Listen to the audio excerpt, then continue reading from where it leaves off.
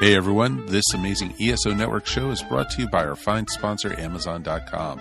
Please remember to shop Amazon for all your geeky needs, no matter what time of the year it is. All you need to do is go to esopodcast.com/ESO Amazon, or click on the Amazon banner on the ESO Network webpage to go to our e-store. It's the best way to shop and the best way to support this program, and it doesn't cost you anything extra. Okay, that's enough of me babbling for now. Now on with your regular scheduled show. Welcome to Myobi Defend Your Childhood, the podcast where every week we put a little bit of your past on trial. Wait, you don't know who we are? Well, fine. First, we take a movie that you like. You know the ones. The ones the buses always had on field trips. We got the real jam going down. Welcome to the Space Jam. The afternoon animated show tie-in. Or rewrite history. Or the ones your parents didn't want you to see, but you watched at a sleepover. So that's the game. The movies are 10 years old and the defendant hasn't seen them in 5. Then we're here to talk about The Sandlot. When I was a kid, I wasn't allowed to play with the other children, so this is how I learned human interaction. Ask them what they think. Obviously, I remembered your wigs, because as soon as my parents found out that I was deathly afraid of parasites, they were like, let's show her Wrath of Khan. So, in the end, does your past hold up? Can you defend your childhood? Tune in every Thursday to find out.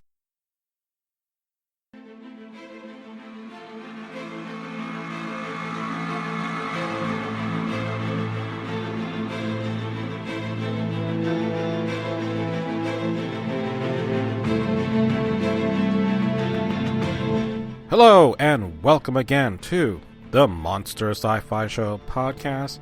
I am your host, The Monster, back to give you, finally, a review for Kong Skull Island.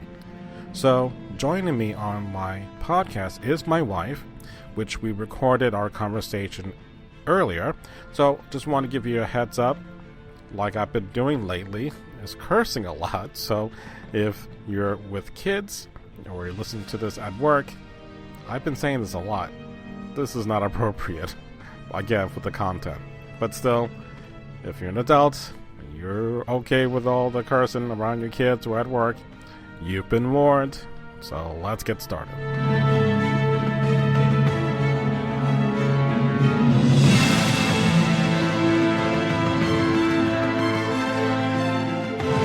Since this is supposed to have taken place in 1973. Okay. Which I wasn't able to listen to your question before. 1973. Okay. The height of the Vietnam War, right? Well, they just ended the war. Okay. Okay. I don't know So, much about that, 3 but- years later would have been the 76 version for Kong.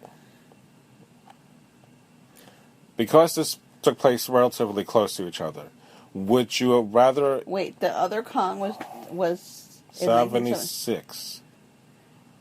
76. Are you sure it wasn't the 80s? No, Jennifer. I am quite positive. Why? Don't you listen, don't call me Jennifer. If you listen to my Versus podcast... You know what? I don't listen to anything that you say. I know! This is for posterity. And here's my posterity that I'm pointing at. You know what? You can just kiss my posterity, okay? So, going back to my fucking question. Shut your fucking mouth. You kiss your mother with that mouth? What the fuck's wrong I with do, you? and I kiss you with it too. Going back to the fucking question. Okay! 1976 King Kong. The remake. Sicilian. God damn it. Mama Celeste. What? Okay, yeah, go ahead, sorry. I will kill you when you're sleeping. Now. Because I want you to. Let me answer this question. God damn it. Fine. Start at the beginning. 1976 King Kong. Yes. Versus this version, which takes place in 1973. Excuse me. Oh my fucking God. Oh, that felt good. I'm glad it makes you feel good. But my God, I'm trying to ask you a question for the past 5 fucking minutes, and I'm getting nothing but fucking attitude and burpitude. I had one burpitude. It was a very good one. It was disgusting. It was quite disgusting. Thank you. And it reverberated, meaning I get points. Okay, anyway. Would you like to answer the question? Or should I Jesus. What? What did you eat? You know what I ate? It's the corned beef. Jesus. Hanukkah ham. Hanukkah ham. All right. Would I prefer the one that was just with Jessica Lange over this one? As that Kong. Well, I never really finished watching that Kong. Okay. But you're talking about the actual physical creature or the movie itself? Overall. The movie itself with Jessica Lange sucked monkeys. Pun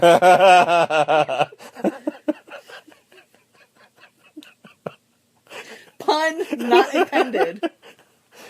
Okay, just one big monkey. One big monkey. All right. Suck it long, suck it hard. Shut up. All right. But my problem going into watching Skull Island. Yes. When was this taking place? Is this another Kong Island thing that's happening? It's not. Okay. Well, it's a new universe. It's a new universe. And this is when it started. New Kong. It's a don't fuck with me Kong, okay? The problem is with all the other Kongs. It ends the same way. It ends the same way. It's basically, Beauty kills the Beast, but Beauty doesn't kill the Beast. What happens is Beauty is a scapegoat. So what happens is people decide that they know what the hell they're doing. They're doing it all on their own. They figured, I'm bigger and better and more important than all these other people and all these other worlds and all these other habitats and ecological places and biomes and whatever the fuck they are, okay? And it's the whole, ethnocentric entitlement of white people is what it is, okay? You don't see, now the Vietnam thing aspect of this one, where, they go in full force, okay, they're mercenaries, okay? This was not done to be a military action. Okay. No, but that was the whole idea. They made it like that. But that's the whole thing with Samuel L. Jackson. They said the war was over, and he liked the fact that he had another mission. But the fact that it's mercenary. It's not military. Okay. I know, but that's the whole point. No, what? Okay, now this is what I'm saying. It's the fact that it's mercenary, not military, and it's Samuel L. Jackson doing his bit to further the reaches of entitlement. And ethnocentristic, I am a military man, I am American, I have a gun, I'm better than you.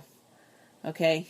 As opposed to, we are white, we have guns, and we're better than all you weird, people, and we can kill all your creatures if you want, because we feel like it. Because, we decided to invade your world. A world that we had no business of invading. We have no business of killing anything. No business even being there. Right, which is kind of like... basically, that's the whole thing with Kong. This is what happens when we go into some place that we are not welcome, and we shouldn't be there. And what happens, we take the one thing that makes that world livable for everybody else that lives there, and we decide we want it, we take it. We're the ugly Americans. We're better than everybody else. We're entitled to this. We have guns. We have money. We have boats. We have whatever the fuck technology that we need to show that we're superior to you, even though you've lived with these people with this creature your entire lives for generations upon generations upon generations, considering who knows how old this thing is, okay? Considering supposedly he is the last of his kind. Which means that the creatures of Kong and all the other things that live in this, oxygen-rich environment, just like all the dinosaurs did and all the gigantic insects live and crap like that, have lived in that particular world for generations. I mean, we're talking freaking millennia, okay? And who knows how long the actual hominid, bipedal people live there, okay, with them, surviving. Okay, amongst all of this death. But they freaking survived. And then here we are, coming in, and the reason why these people survived in the first place is because of the one creature that posed no threat to them, which is Kong. Kong is the reason why they're alive. Kong is their freaking god. Their protector. Just like in most cultures that even some of the cultures that I read about that are like in novels, like say David Eddings writes this entire series of books called the Malorian series, okay? And the Belgariad series. And in that, they have 7 gods, okay? One of the gods is called Kal-Torak. He is actually the evil god. He's the one who demands human sacrifice. And his people are... They're kind of like... I don't know, each of the peoples that... The gods that, you know, have their own people... All the people kind of like represent something that we represent, or that we have in our own history. Like, say, the Cherriks and the other Alorans are from Belar, the bear god. And their people are basically kind of like Vikings. You know? Especially the Cherriks, who are one part of the people who go on like these big long boats and who have lots of shaggy hair and beards and then like to fight in the winter and they go out fishing, and, you know, they're the masters of the sea kind of thing, you know. Anyway, Kal-Torak people, the reason why he calls himself Kal-Torak, that wasn't his name originally. His name was Torak, just like Belar, just like Ul, just like all the other gods that are there. They gave him the name Kal-Torak because it means king and god in that language. King Kong could be called Kal-Kong, because he is king and god to those people. Okay? He doesn't rule them, they worship him. But they, you know, how they get King Kong from whatever, it's like the device that they use. Just like, you know, they come up with a name and it sticks to something. You know, and then all of a sudden it's always been like that. They call the creature Kong. They never called him King Kong. Right. That was something that we did. They named it Kong. It was simple. It was a one-word name. Actually, in fairness, even all the movies, he's always been referred to as Kong. Yeah, he's never been called King Kong. Right. We call him King. Right. So it's a phony name or a phony... Probably because they will not refer to him as a god. Right. And that's what he is to those people. But let's get back to what we liked going back to Kong. The reason why I was bringing back this whole question about why this version of 1973, the one Kong Skull Island, would have been a better version of King Kong was because you had similar action sequences, but the fact that you had Brie Larson, who is the photographer on this crew, is not a damsel in distress. No. She can hold her own, and she done a couple of times in which she saved people by her actions. Well, okay, but in like the Peter Jackson one, she held her own pretty well. No, that I again going back to the verses, that she also is more of a developed and fully realized character that had an actual relationship with Kong, and the fact that she was friendly to him and he responded kindly to her. She also was kind of like making nice to Kong here, and he also went out of his way to save her too. Yeah. So there is some admiration there. So my thing is that because it wasn't the stereotypical ending of Kong. No, because he wasn't. Yeah, they invaded his world, right? And they almost killed him, right? And they killed the creature, his enemy, right?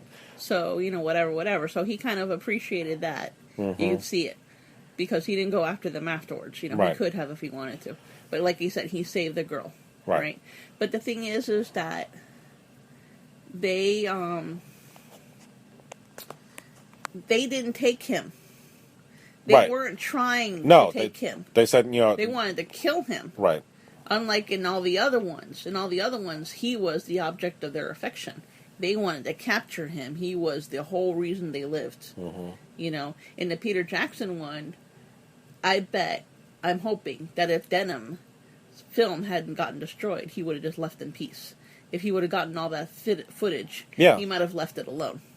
But because he lost all that footage because he was a freaking dickhead moron who decided he was going to do whatever he wants to and thinks that he's invincible, then all of a sudden, you know, that since he lost his footage, he had to get the next thing. let's just, Right. get Kong. That's what happened to all of them. They had to get him. Well, to a It's just degree. some kind of a greedy thing. No, No. What I'm saying is that, again, when I look at the three asses, you had the Carl Denham from the 1933, and then you had the Carl Denham from the Fred Wilson from the 76 movie, and then Carl Denham again in 2005. Mm-hmm. Fred Wilson lost it big with the oil thing. So he was able to turn it around and was able to, you know what, let's go after Kong and use that. Mm-hmm. Okay. Carl Denham, in the first movie, he had the movie. He didn't lose any of the film that he was recording. Supposedly. But because now that Kong was there, that was now going to be, screw that, we got something even bigger now. But with the 2005, because throughout the beginning of this film, he was turning situations that were closing in on him into an opportunity for him to either escape or to continue to go into doing his project. Yeah. It seemed like you said, he lost all his film. He was mercenary. No, I don't say mercenary. He was mercenary. No. What I'm saying is that he kept looking, like with Fred, turning a situation into an opportunity, and this was, like you said, his big payoff. It's like, screw this. Everything I've lost, I'm now going to bet everything on because of this capture of this creature. Mm-hmm. Okay, so on that level, I understand that. And really, it's the Samuel Jackson character, who is the military guy, what's his name, Preston, that was leading the crew. You know, he had an axe to grind against Kong to begin with because of what had happened in the very beginning of the film, which I understand. But he kept pressing on when he kept saying, there's still a man out there. Even when they knew the man was dead. And they found out that he's dead, but like, nope, that's not good enough. I want to kill Kong. So here, it's kind of like what the Carl Denham was from the first movie, in which they're trying to rescue Andaro, and they killed the Stegosaurus. And then it's like, man, if only I could bring one back alive. But, because of your damn weapons and your limited hindsight on things in the future, you kill creatures at will. Because you have to kill first, ask questions later. Right. But here, it's almost kind of the similar mindset that he was going with, but the fact that character, after the Vietnam War had fallen and he didn't really feel like they lost the war, they just kind of abandoned it, he was still a man of war. And Kong was that enemy that he wanted to look for. So he kept pressing him, and all his men finally, turned on him, saying that this is not what they want. So there's a lot of little homage to the other movies, which I think this does a better job overall. And the fact that Kong does stay alive. It's a better job. It's not so much as it's a totally different thing. Right, but it's still not the same Kong movie. And I think that's the one thing I liked about this. All the other movies was just like they wanted to get Kong, bring Kong back. Kong dies. They blame the girl. I know. And, the Avengers had to pay for rebuilding New York. Okay. But the thing is that the way I see it is the fact that this one was like, don't fuck with Kong. Leave Kong alone. Kong will be fine. And let's get it over with. Right. We'll see Kong again. Yeah. Which I'm really happy that Kong is going to be back. So this is all setting up for Kong versus Godzilla in 2020. So we have a second Godzilla movie coming out soon, and then Charlie. Like the visual. Okay. Yeah. Now let's talk about the whole Julie Taymor thing again. Okay. Like the visual effects. Okay. Mm-hmm. They show Kong, and it's like spoilers.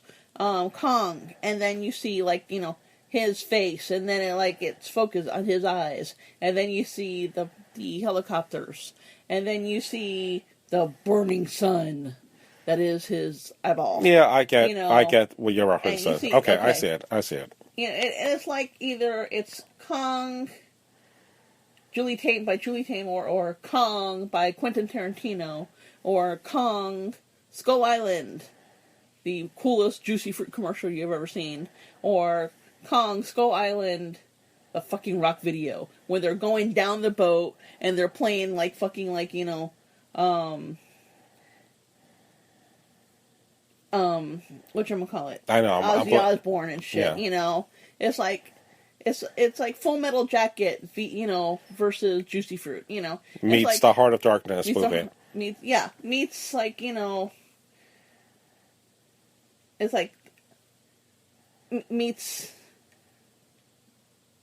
like the biggest acid trip you've ever been on, you know? That's basically what this is. This is just like King Kong on acid. Not that I've ever done that, but that's what I've heard. Why would King Kong be on acid? No, you're watching King Kong on acid. That's what this is. This is King Kong. Not. No. This is Kong Full Metal Jacket on acid. All right. All I'd rather have King Kong go to Hong Kong, yeah, play ping pong. No. You're not with allowed a to use that ding-dong. anymore, because that was mine. I made that crap up when I was like 5 years old. Yeah, but you know what? I waited, so I did a podcast to do that line. Yeah, but you see, I gave you that line. But it doesn't make a difference because you I've didn't had that listen to line my show. I don't care. Whatever. You're stupid. Do it. All right. This is last. Oh my God. Ow. Okay. Last thoughts. Okay. Last thoughts on this. So your feeling overall, you liked it. Negative thoughts? Any? It was just like they took visuals from every other movie that I've ever seen, and they just kind of packed it into this movie. Okay, hey, let's do this. Let's so do that. Let's do that. that's your negative thing about the Kong. negative thing about it is that the whole movie was basically cut and paste from different movies from like everywhere. Oh, I saw the fact that Kong stripped a tree and used that as a club. I'm like, hey, that's from 2001. When one of the monkeys started using the bone as a weapon. But he didn't strip the bone. No, that was the first thing that came to my mind, was that he had the stick, like a club. Okay. So, like in 2001. He learned how to do things. Right, he learned how to use weapons. And then he learned how to use chains. Yes. So, boom, all of a sudden, he's a street fighter. He became Ash from Evil Dead. It's like, groovy. Because he had the propeller.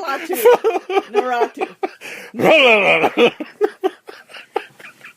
So I'm like, he had the propeller, and there's like killing the creature, and I'm just like, I'm just happy that it all went the way it did. I was really happy. I was excited to finally see Kong. Yeah, I was just waiting for Kong to do like, you know, a scissor kick and go, you know, like do some kind of like, you know, breakdancing like Jet Li move, you know. And then oh Jesus! This and then that and then this and then where the fuck did those things come from? What the fuck? Well, at least in all the other movies, it was like we're cursing a lot on this. This is not good. Okay, are you gonna cut that out? No. Oh Jesus! There's a warning ahead of the podcast. Don't worry about it. Fine. Anyway, I'm sorry I curse a lot. Anyway, I don't really mean to. I just get excited. And that's why the kids smoke. What? They learned it from watching you. I don't smoke. I'm asthmatic. Stupid. And the kids don't smoke because we put them out. Put out the kids. Shut up. Anyway, you know, the federal government probably listening to this. We're not near a microwave, so. Well, that's because I would get more listeners if I had the podcast near a microwave. Well, that's only because Kevin Conway's, you know, brain is cooked. Okay, so I got where. So again, there are a lot of cues from other movies. Yes, I saw that in this movie, yes. And I had no problems with that. I thought that this was a much better Kong movie. The fact that we have Kong that could kick its own, not kick its own ass, but kick ass on the screen and is able to live. I'm trying to figure out where those other things come from. Then. Oh, well, I'm not worried about that. But I am. Because there are other questions about, and we talked about this in the very beginning, about the island itself. How it's like this perpetual storm that's going on. Which only would really indicate that it's some kind of a magical thing. Right. Because there's no way in reality that something like that could happen. Okay? In perpetuity. I know. The fact that we got a giant ape, you think that's not an issue? Okay, first of all, the whole point of Kong and Skull Island and all the other islands that he's lived on, which are all Skull Island anyway, that it's never really... Kong has always lived on Skull Island. In every single movie, it's Skull Island. Okay? They don't always call it Skull Island, but that's the name of the place. I get it. Okay. It has always been the Lost World.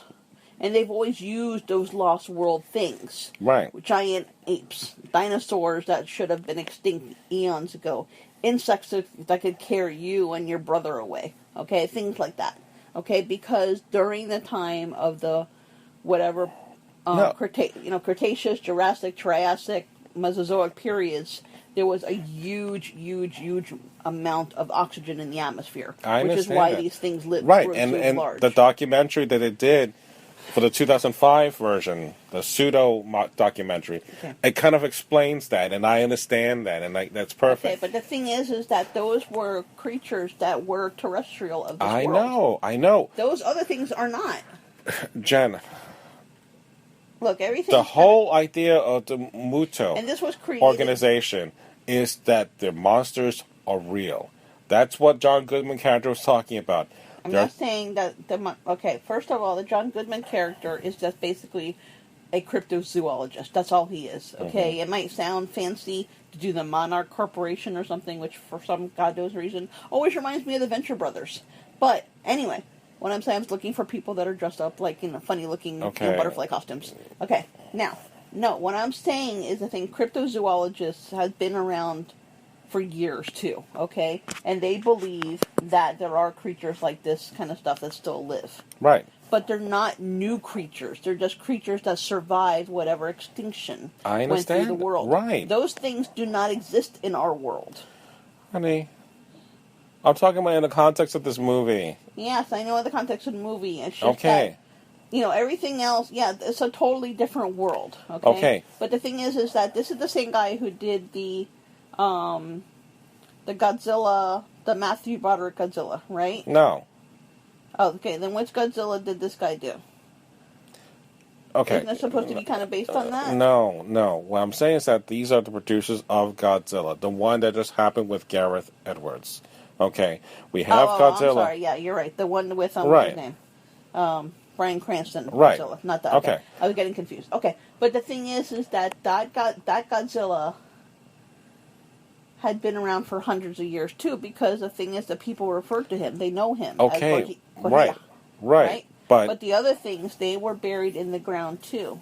Right. What the problem lies, and he said this in the movie. It's like these creatures are not from this earth. Okay. So there are things that are part of the larger cosmos of this universe. We're just going to finally get into now because we need to explain.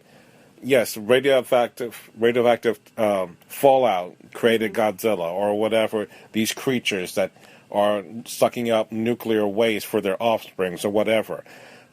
So the question is how those creatures, the skull eaters, whatever you want to call them, skull crawlers, how they existed.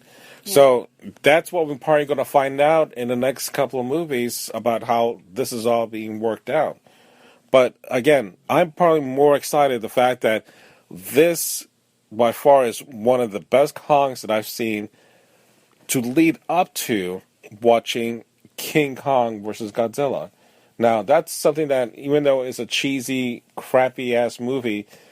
The original one, yes. When we grew up, it's always been crappy, but it was enjoyable. But now, I'm thinking... Okay, for me, I loved it, no matter how cheesy it was. Well, it's just that Kong looks so stupid. Of course they did. Look, at one point, if you look I know the Godzilla looks stupid, too. No. What I'm saying is that, at one point, and I kid you not, if you look at the Godzilla versus King Kong movie, there's little stick figures, like it's a cardboard cutout, and they're just moving the figures, moving left, and then moving right. They're just dancing. They're not moving their arms or anything. It's just cardboard cutouts. But because they were on like on a hilltop, they're moving up and down. So that's all there was. And I'm like, really? They're not even like animated. They're like cutouts. So it's stupid enough as it is. But I want to see a serious treatment of King Kong versus Godzilla. Okay. Yeah. Can I go now? What's your problem? Your face. Whatever. All right, so I think we can't complain about Kong Skull Island. No, I mean, I liked it.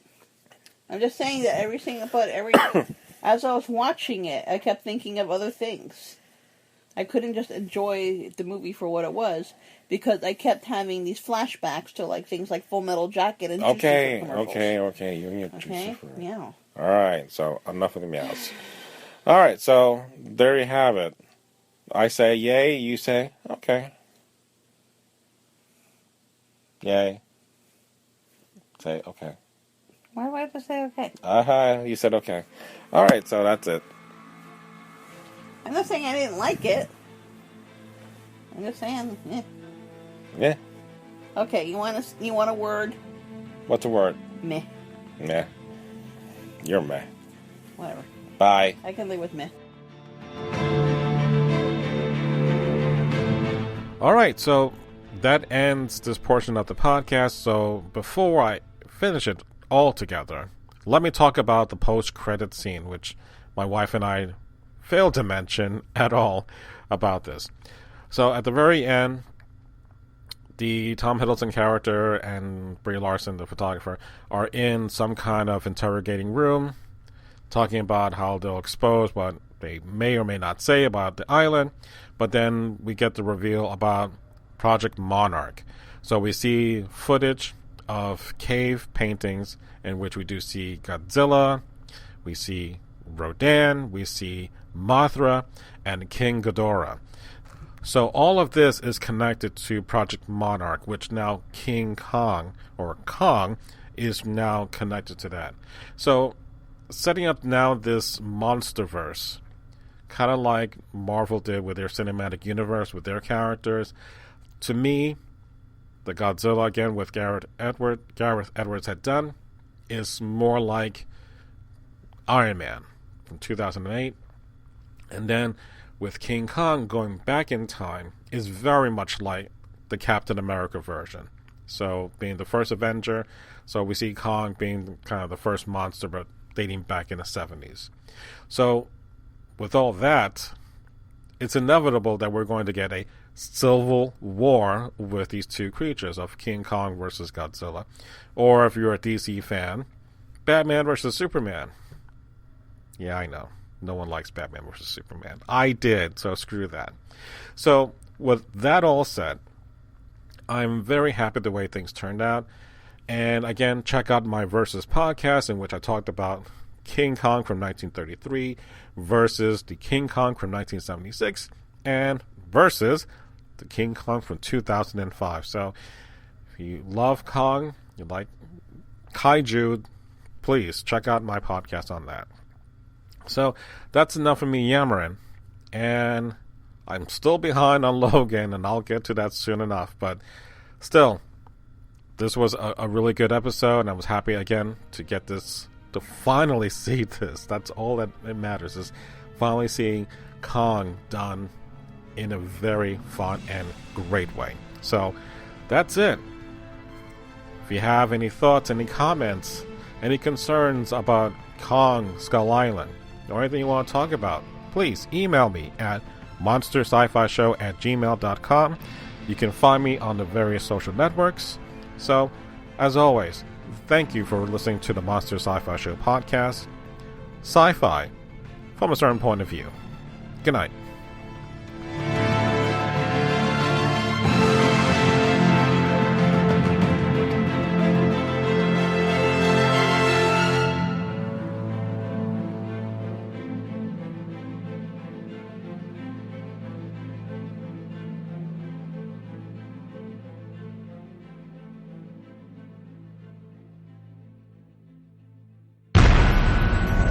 This has been a broadcast of the ESO Network, your station for all things geek, classic, current, and beyond. Be part of the crew at ESONetwork.com.